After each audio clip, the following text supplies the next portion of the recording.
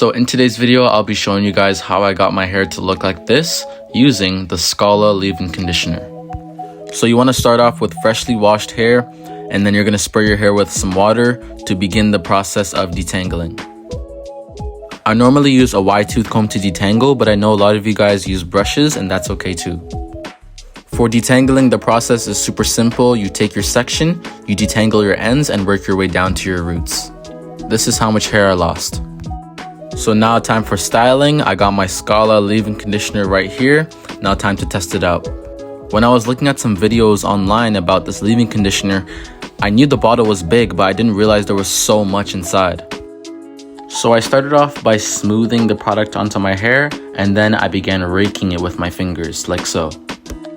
Here's a close-up. And here is a curl that I seen that had some definition to it.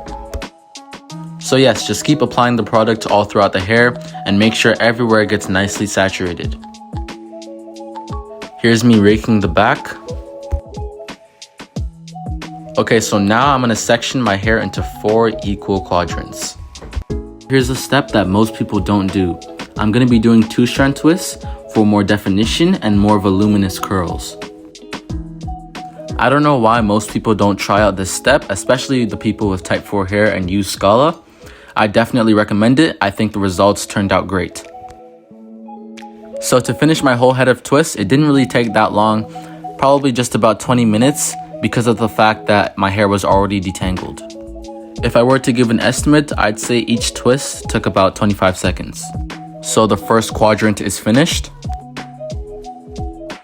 And now the second. The third. And the fourth is now finished.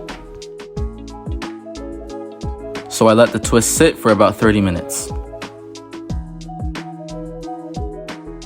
And this is what my hair looks like 30 minutes later. So now I'm going to separate in half all of my 2-strand twists.